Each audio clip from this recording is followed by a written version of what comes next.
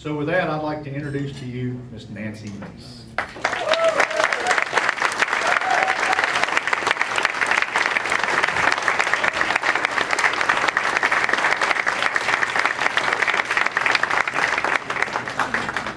Thank you, Terry, for that kind introduction. Can everybody hear me okay?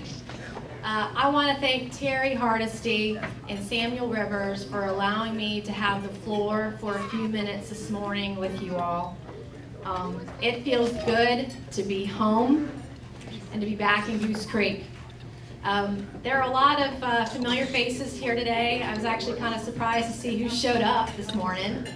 But I see a couple of classmates here from the Citadel, Alex Spera and Evan Reich. Evan brought his daughter, Brooke. Brooke, I heard yesterday your dad texted me to say he was buying you a new dress for this morning's breakfast, and he did a great job.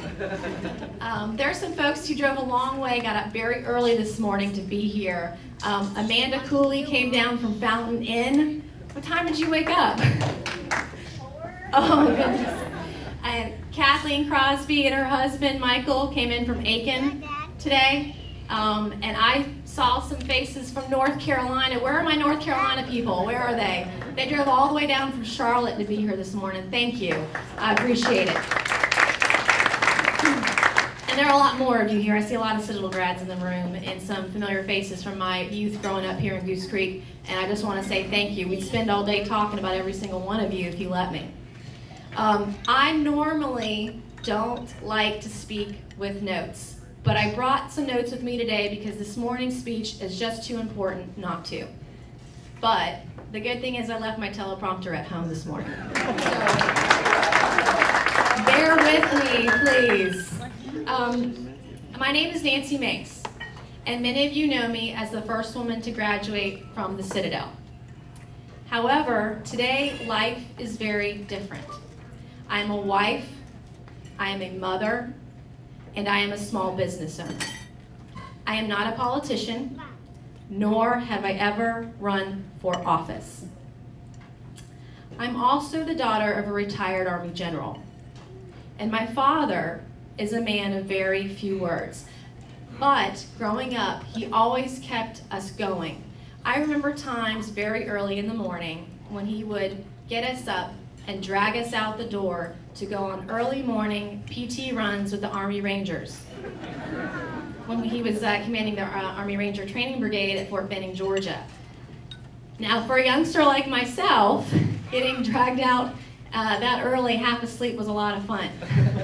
So, one of my first memories as a child, growing up, was a hunting trip with my dad. It was my very first one. I was 5. And we were quail hunting that day. We were stationed at Carlisle, Pennsylvania. And my job was to go out into the field and retrieve the quail after they dropped to the ground and bring them back to my father. Because that day, Dad forgot to bring our dogs. So I'm sure my father thought that he was training a golden retriever. But little did he know that he was actually raising a Citadel bulldog.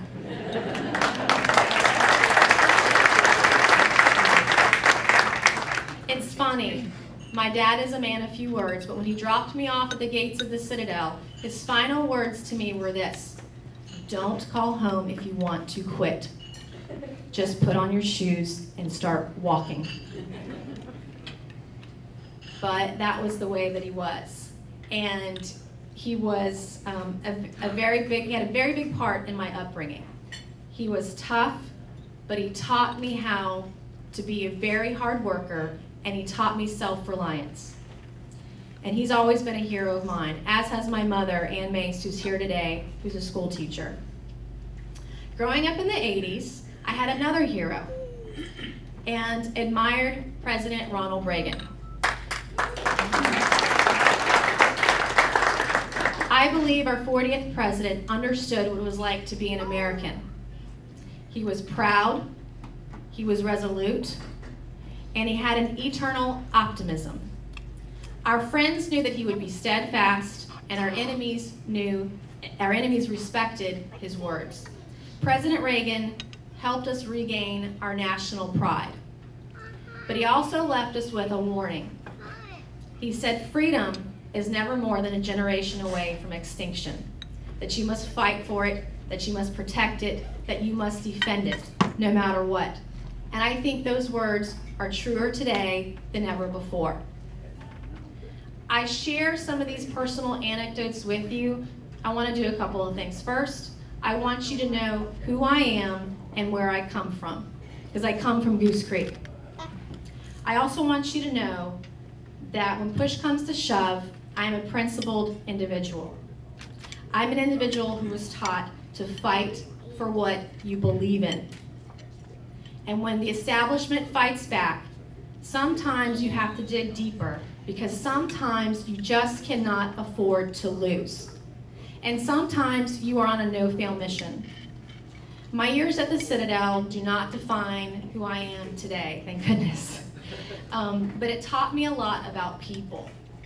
And it taught me a lot about what it takes to win people over, and about how to see things through even when the light at the end of the tunnel seems a very great distance away.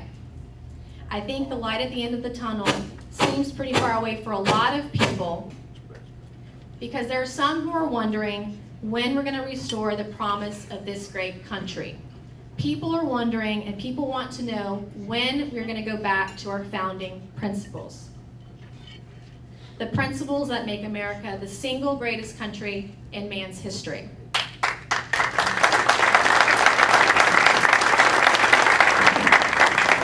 Some people believe that we're just too far gone, and that there are progressives and leftists who have eroded the fabric of our country, and that we cannot get back to what made our nation great. I understand that those voices who believe that Washington is simply out of touch.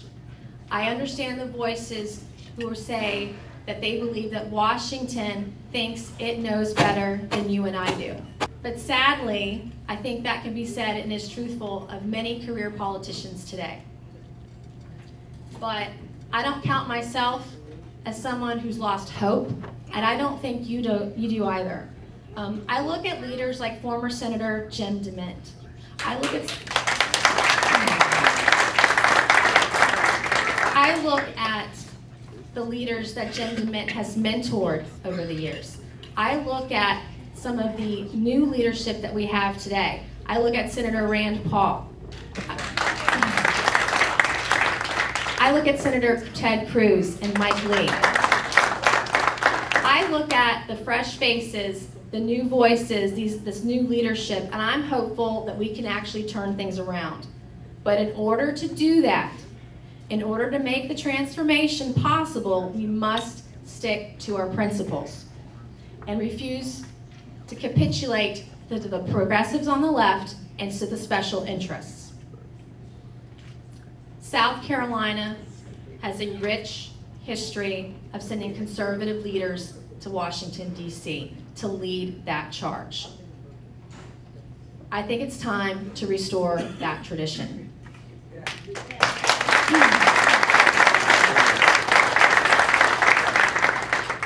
So I am humbled by the task ahead of me today. I also realize that we cannot change Washington until we change who we send to Washington. So today, this morning, in my hometown of Goose Creek, I'm announcing my candidacy for the United States Senate in South Carolina.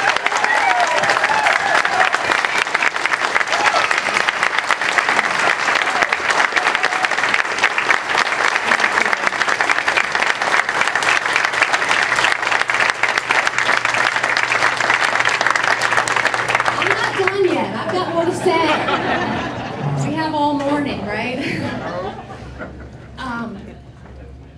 I also believe that the Republican Party right now, today, we are at a crossroads. We are in the wood at a road divided in two. We can take the path on one side of bigger government, or we can take the path on the other side of smaller government. Which path are we going to take today?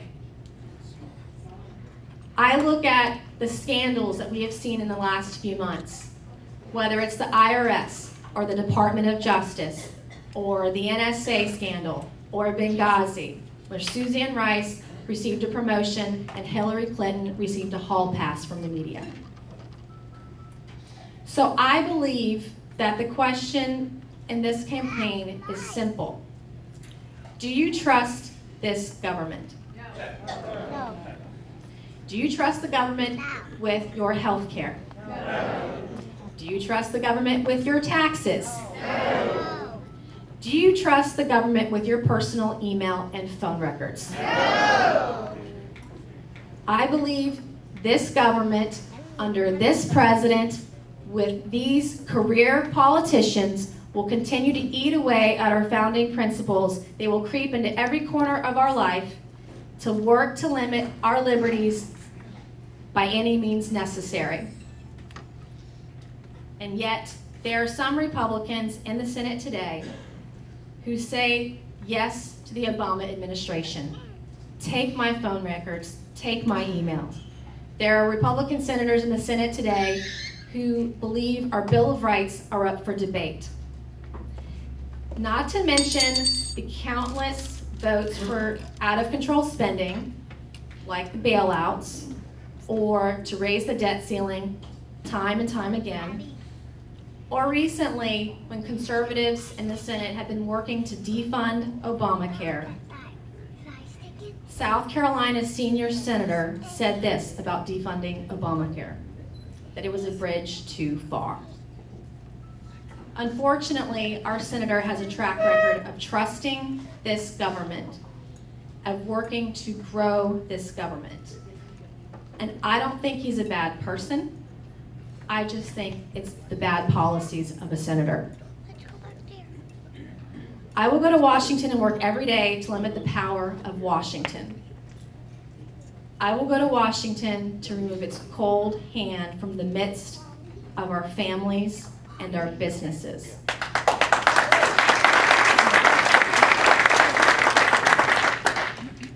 And by the grace of God, I was born a free American, and that is something I do not take lightly, and neither do you.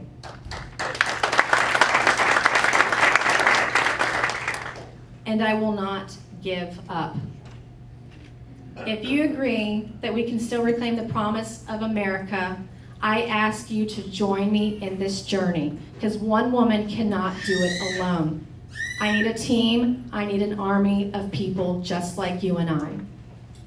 I want you to join my campaign in our quest to restore life and liberty. God bless you, and God bless South Carolina.